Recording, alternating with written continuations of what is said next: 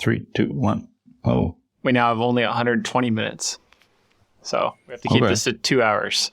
Sure. What if we put out a 45-minute podcast and we were recording 2 hours every time? Think of the edit. God. Oh, thank you. How's it going? Night 7. It's not even a voice filter. Just talking at really high voices. Good. Oh. Ooh, Typeform. Yeah, put Typeform on the list. Been noodling around with it. I'm playing with it? Yeah, having a little play. Pondering how to make our quoting form better. To make less work for ourselves. Yeah. Just looking at it the other day and thinking, yeah, it's pretty basic. Like, it's just the Airtable one. And we could do a bunch of stuff just to sort of improve the question order. But I want to take some of the admin out of it or push the admin to the other end of the form and just make it a bit more engaging, but also try and get cust leads to sort of qualify themselves a bit, like put more education in there without making it arduous. That's a challenge, yeah. To sort of come away with higher quality leads.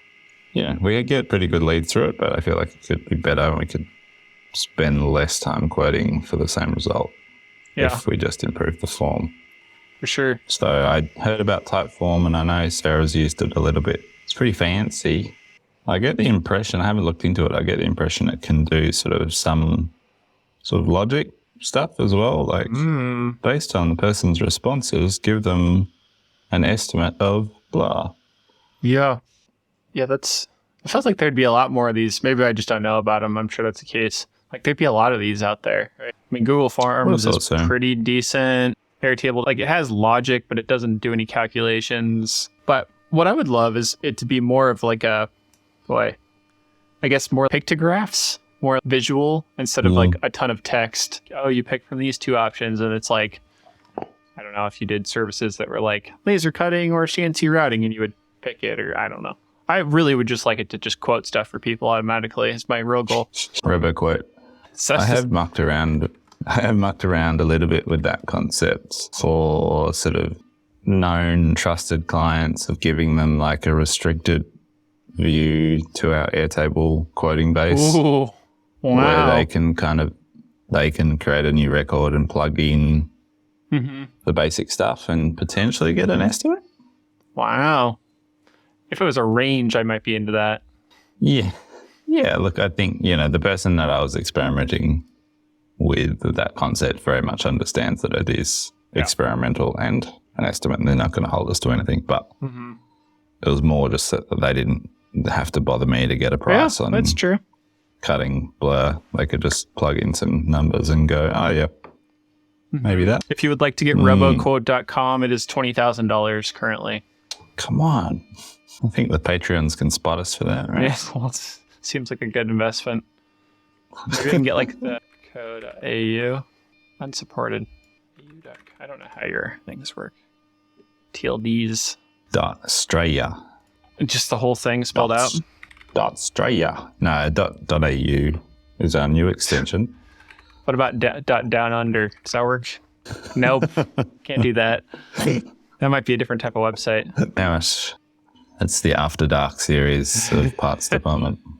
RoboQuote. Also, how is there not like a Dawn voice in like an Australian accent yet? Like, seems a little discriminatory to me. Am I not enough for you? Some Australian mob boss stock voices. Is there a history of mobs and like Italian mobsters or British mobsters? A rich crime history, yeah. Oh yeah, it used to be. It's not of great interest to me, but I know it. It happens. I'm not one for true crime particularly. How are you? What's happening? Portland. Lots of time making the fixture that Ricky is now using. This big old chunky piece of aluminum that is holding ATC forks on the router.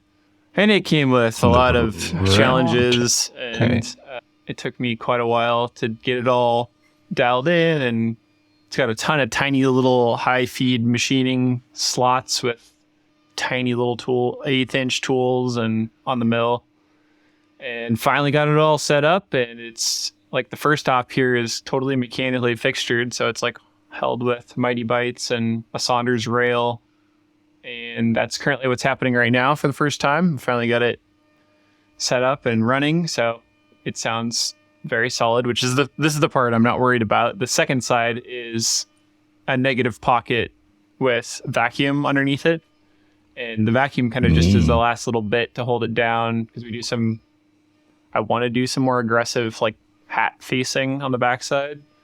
And I'm yet to know. We'll know in this process whether or not it throws the parts out or not. So, and then we'll have to go to a little bit more nibbly high feed stuff. But my goal is that we can just face it off with a shear hog and then basically cut the channels on the backside. And yeah, so it's been way too long of a process, but I was kind of on the side of like, I've done this 3 or 4 different ways and they've all failed in different ways, which might be one of the hardest parts of ever reliably. And it's not just, it's different, right? It's not to get it to a place where we get it done for this job. It's like, I want to make thousands of these probably, right? Like over time. And I can't expect myself or Ricky to remember the weird details every time we go to set it up, that, you know, you got to put some hairspray down so that it doesn't slide around or something, you know, like, because we were really getting into some weird stuff the last couple times we made these, and it's just, people are going to want to buy and replace these over time. Like, they can't be changing all the time.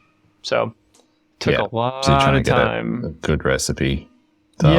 Something that's reliable. It seems like a tiny part for vacuum to be involved. Like, how are you getting any vacuum on such a small surface area? No, it is. It's definitely small. They're buried about halfway into pockets, so they fit. Yeah. You kind of have to not smash them in, but it's a pretty press fit.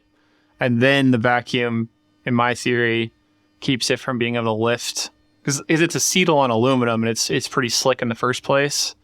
So it's like, I think the vacuum helps keep it from ripping out. So are you doing the machining operations on the mill or the router? Router. Yeah. Yeah, right. It's always been the goal, because we can, it's just like one of the few parts for this job that can actually be done on that machine. And Sure. I don't know. Yeah, it just feels, especially because of the need for that, like some need. I don't know how else to hold that part really, because you could potentially like side clamp it, but the little prongs are like just floating out by themselves otherwise. So like, how do you machine sense. those accurately? So I don't know. It's been stupid.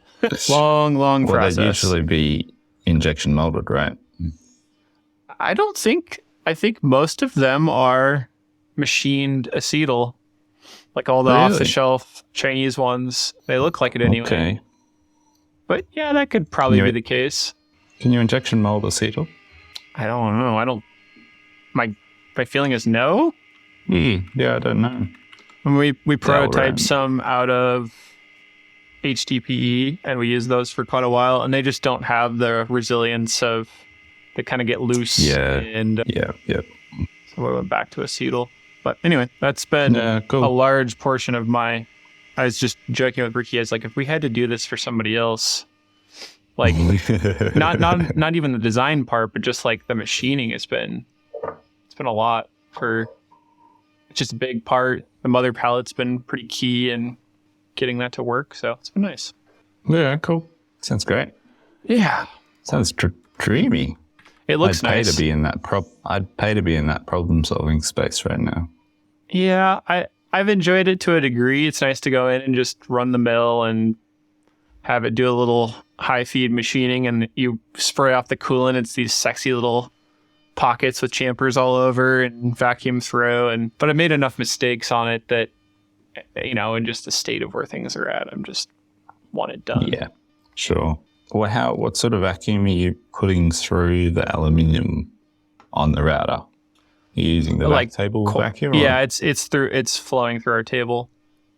So it's just one of the ports. Yeah. It sits right over top of it, and then pins and fastens to the table itself. And then the vacuum has, I think each pocket has 5 or 6 holes and some channels on both sides to increase the surface area. Yeah, we'll see. It's still cutting the first side.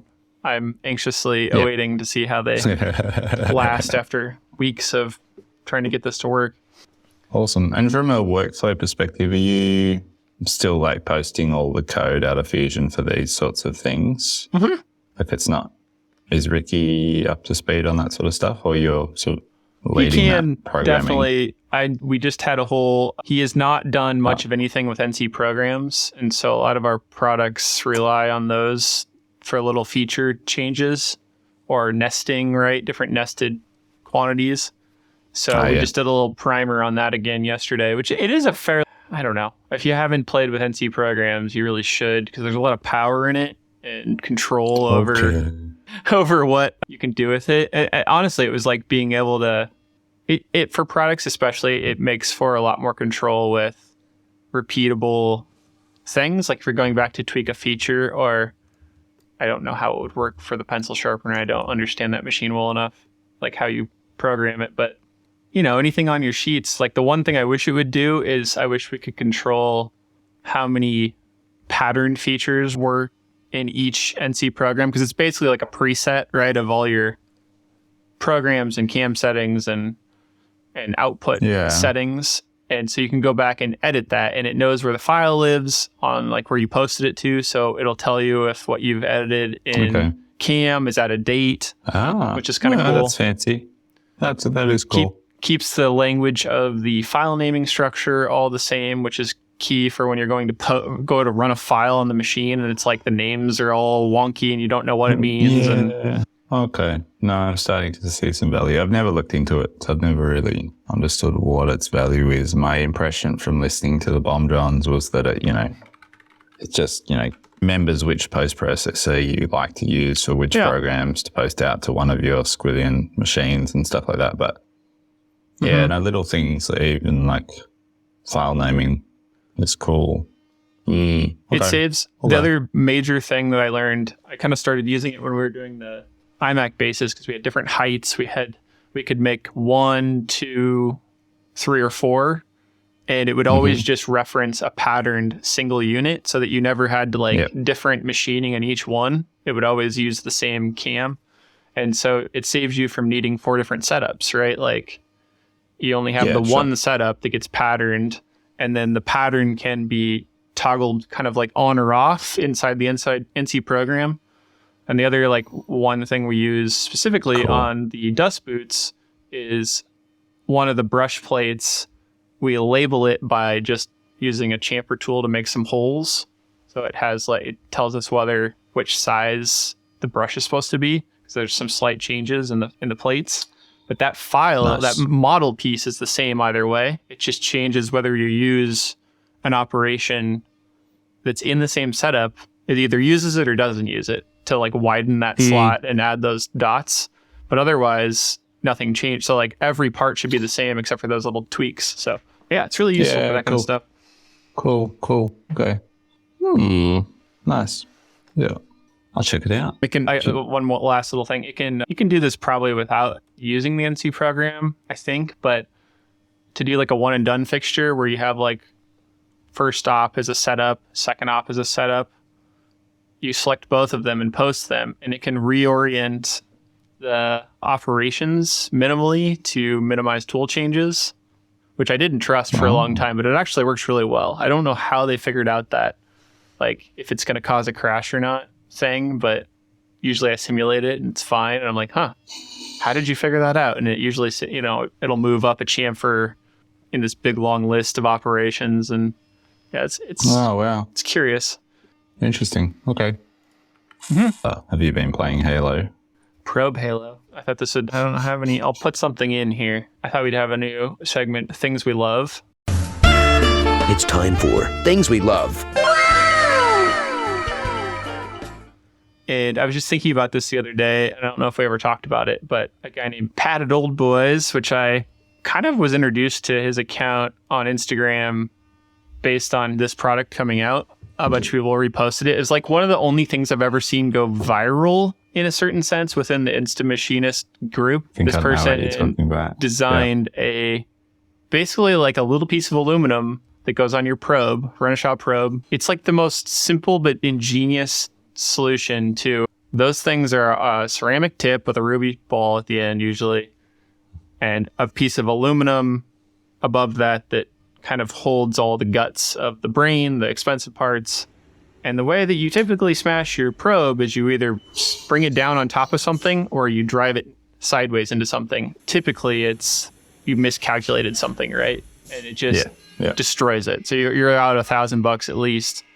And he just created this little thing that clamps onto it close up to the base of it. And if it hits into the probe halo, it sets off the alarm that says, oh no, that's not where I expected it to be inside the probe, and sends the probe back up to a safe spot. It kind of like averts probably 80% of crashes that would happen. Wow. I would say. It's a $40 little thing he invented, and it just went crazy. Like, I was using the probe the other day, and I was like, I feel like this needs to get talked about again, because it's like the kind of product that like I kind of dream of inventing someday, where it's just like everybody needs it.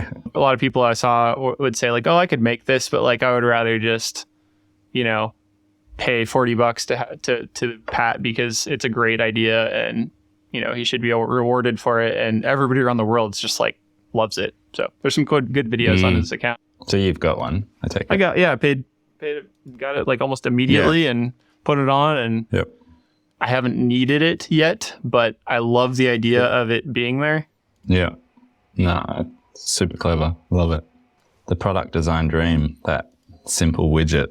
Like hundreds of them. He hasn't said ever how much specifically. He's also an entertaining follow on Instagram. He does this thing where he just made a hashtag, I think, called blocks with holes, because like most machinists just make blocks with holes in it. And so people submit through the hashtag, is this a good blocks with holes? And he'll either approve it or deny it or rate it. It's fairly entertaining to watch. I don't know him at all, but he's a nice guy and he made a cool thing. Excellent. Well, I'll follow along. Yeah. Thanks. When you get your probe. Yeah, that's right. Awesome. Well, I didn't come prepared for things that I love for this segment. I thought I'd start it. Yeah, let's start. I'll come prepared next week. Okay. My impromptu things I love. Yeah. Something that I've been enjoying this week has been, you'll notice the synthesizer is no longer by my right shoulder. Ooh. And it's because I took it home ages ago, summer holidays, I think I took it home. Yeah. To noodle around on, and it stayed at home, and because of the little road connect thing, I've got sample buttons elsewhere now. But I have been very much enjoying playing that this last week or so, and I've been getting into sampling and cutting stuff up more so. Mm-hmm. So I've been shopping around for MPCs and samplers and things. Interesting. Fun little window shopping experience, unrelated to work. But yeah, that's what I've been enjoying this week. So that thing, I thought it was a keyboard, but you actually have a synthesizer? Yeah, it is a synth of sorts. Yeah. Same thing? Yeah. Interesting. Huh. I have no musical ability at all. So I'm always jealous of people that, I guess I've screwed around and made things more digitally out of, but it's not. None at all. So yeah, it's always interesting when people are like I think there's YouTube accounts that will do whole songs and stuff, like original things. Not very many of these, but like people that can make their own music, right? To like not need some type of license to put music in your video is so cool. Like I wish I could do that. Yeah, I've thought about that a little bit. There was a great article in The Guardian, I think, recently, called the joy of mediocrity, and the fact that we need hobbies that we're bad at. Yeah. And it was a great little read just about I think the woman writing it was a surfer, and she's been surfing for 20 years and she's made almost no improvements at her surfing skill.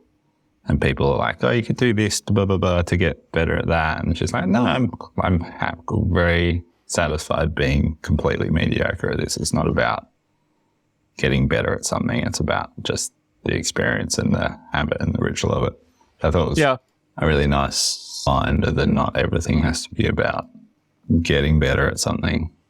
Anyway, I apply that similar logic to my noodling around with music, of just like, I'm not musical at all, but it's something I enjoy fiddling with. Well, it makes the podcast better, right? Yeah, some muscles in that room. What have you guys been working on at the shop? What's Anything interesting? I saw you made a sign. Yeah, we've got the state festival starting this weekend in town, in our little local town, and just trying to get the place cleaned up a bit to have an open studio on Saturday. Invite the public in. Yeah, so I've got a trailer load of gravel coming today to tidy up the front of the building, and yeah, for the workshop's good. The workshop's great, looking good. It's more about just all the other crap outside, like cleaning up my compost experiments and weeding the garden. And you can't clean it up. People got to see how the sausage is made, how the compost is made. So the sausage will still be there. Get some kids to come in and stir it up for you. Yeah. Here, play over here. Some of those. Yeah, come play in the formaldehyde dust. Oh, yeah, I forgot about that part. It's a little less friendly. Daddy, look at the sandpit. Promise, it's really, I mean, like, of the things that companies get rid of, you've had it tested and it's safe. It's a little different than like uranium or diesel fuel. True. That is true. So yeah, getting ready for that. We've actually got our Thursday monthly lean day today. But just the overhanging pressure of sales, I think, will stop me doing too much fun stuff today. I think I've got a bit of target fatigue. And, you know, I understand why they're important and they have been very effective at like driving us forward. But like, yeah, I think we've talked about this before, but it's like when you make target for a week or a month, it's like, there's like a mini little celebration of like, yeah, great, we made it. And then it's like this sort of feeling of like, I've got to do it again and again and again. Yeah. No, yeah, for sure.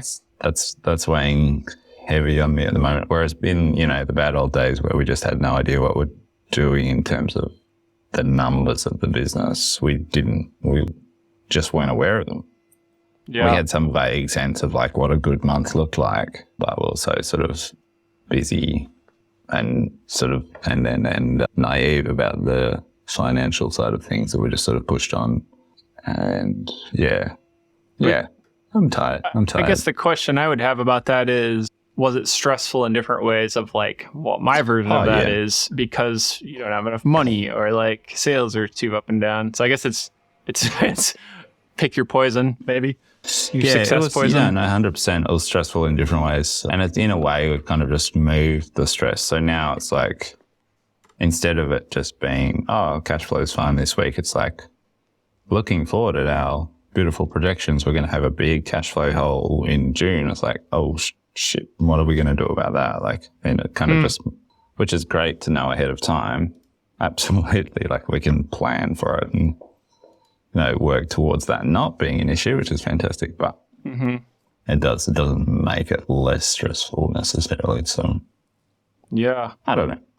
Yeah. But I will try and make some time today to put into the Kidder Builder Configurator project because just yesterday I got access to our 90-day free trial on the VividWorks platform, logged in for the first time. So this is the Finnish company that I've mentioned who do a really nice 3D configurator. So try and get in there and read some of the documentation, sort of have a poke around, see if I can import a model from Fusion and do things like that.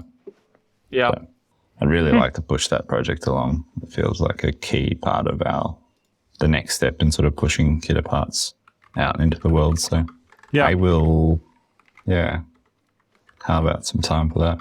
For sure. No, it's interesting. I don't know what sparked me to do this the other day. You reminded me.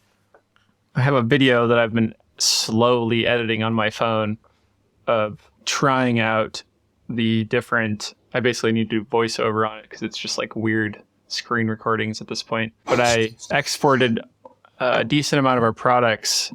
I tried this, quite a while back. Maybe I didn't have anything really to output or to try out. I forget. It didn't work very well the last time I tried it.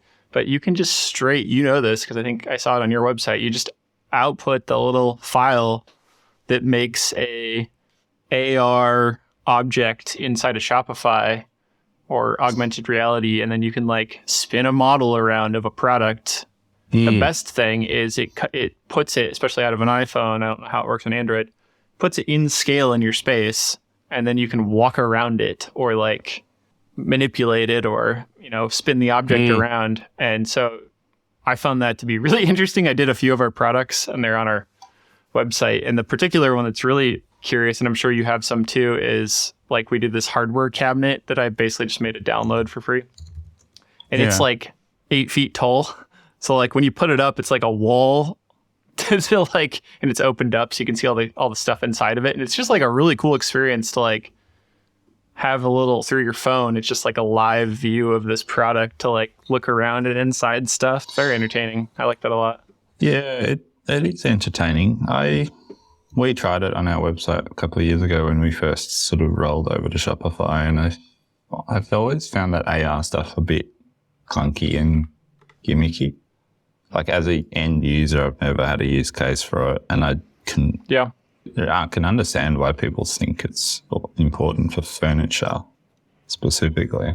Yeah. But I've never been quite sold on it. Not sure why. Do you have it for a decent amount of your products? I've seen it on a couple. I don't know if it's still there. We did have it turned on for a couple of things, and it would be easy to bring it back. But yeah, I don't know. Yeah, I don't know. So the way that our theme works on Shopify, I don't know how this all works, but it like prominently puts this little thing on the mobile view on an iPhone, especially. What I found to be really impressive was it now has textures, whereas it used to be like steel, like everything was steel view and it just looked ridiculous. Oh, yeah. So like that's really cool that it's like textured, so you can have, even if the wood doesn't quite work right, it still looks like wood for the most part. But like where I was just thinking about for you would be really nice is one of our products, some of these are just kind of small little things, but it's like a hammer, like a tool holder for the wall where you put your drills and stuff, and you can snap it onto the wall in the augmented reality and then walk around it and it stays there. It's so cool. And so I could imagine that being really useful for kit parts, especially, or any of your other shelving type things that people could throw that up on their wall. Like you could do a little intro video of like, hey, you want to see what this looks like in your space? And then like, it's really quite obvious how to do it too, which is impressive that they've figured out to make that so seamless. So is this now integrated into Shopify? Yeah, I think your theme has to that one. Theme has to use it somehow, but like, yeah, okay. I had the same experience a couple of years ago. It was like a process to get it out of Fusion to get it usable, and now it's one file that works directly. You drop it in Shopify, and it just works in the photo media thing. Yeah, I think it's pretty powerful. I mean, I don't know so much about like CNC products, but I just thought it's very easy, so I didn't have to do anything other than dump it out. Yeah, cool. All right, I'm gonna check that out again. Have you? Well, we've delved into Software Corner with that. What Software Corner? I missed your question there. Hold on, what was it? I got Software Cornered. Swamped by the corner. Have you used meta objects at all yet in Shop? I think I have vague ideas of understandings of it, but no, I haven't. No, have you? I bet Jay has. Don't know. Yeah, I haven't looked into them. Don't know what they do. What's interesting is when I played with those, the hell are they called? The original ones, not meta objects, but like whatever those things were. Tags, yeah. And I wanted to have stuff like this for like, I don't remember what it was, but I wanted something that was overarching and didn't relate to a product. And there was like no way that I could figure out how to do it at the time. And so I feel like that's maybe what this is, or at least I hope my hopefulness is that it's like, I don't even know, like a sizing guide or like whatever that thing is, so that it's like one of the things I, wanted to have at one point was instructions, or I forget. I don't even remember what it was, but yeah. Downloads of some sort. Yeah, I think that seems to be what they are. Yeah. We don't have much else to report, really. It's just been a blur this week of stress. Blur of stress. Blur of stress. So delightful. I'll link to I think one of the more interesting ones is the Duck Tower. It's got the spindle in it, too. Yeah, I just tried to Google you and got served ads for other people.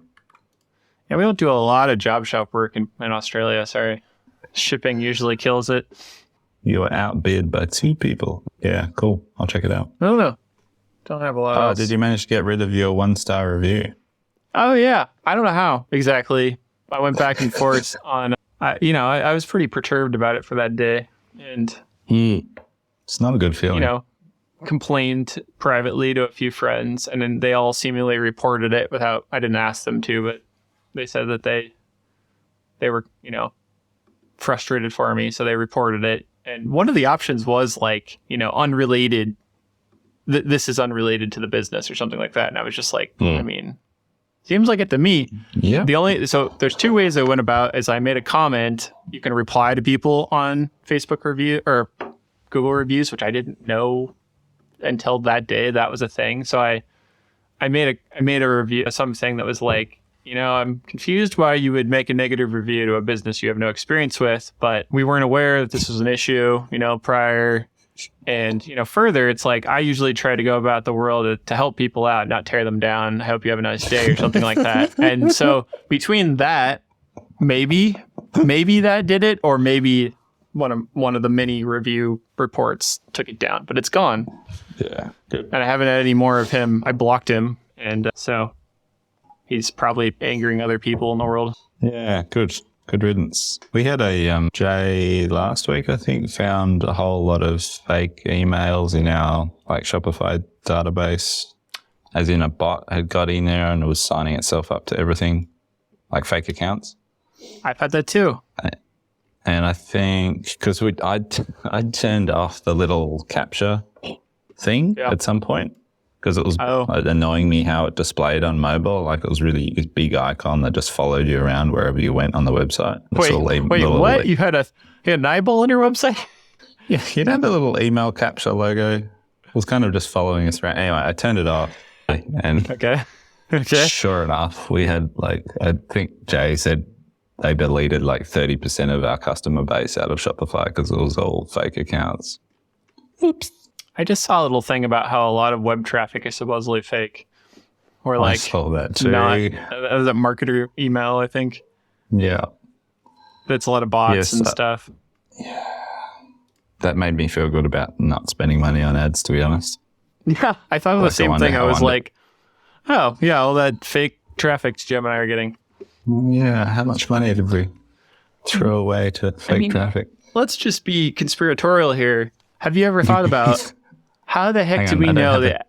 Don't have anything for that. How do we know that traffic on web ads is even real? That they're not just some Facebook service that comes and clicks on your site and pretends to add stuff to carts, and we're telling them exactly how to do it anyway, and they know Shopify's system. So it's like, yeah, I've thought about that a lot, especially after you stop advertising and it keeps happening. And we should cut the podcast mid-sentence, especially after. Right there, that's perfect. This file has been deleted. Mark, is that your house? Yes, I know. We're all thinking it. How do you know? All right. Awesome. See you, man. Great news, man. Yeah. Very good. Bye.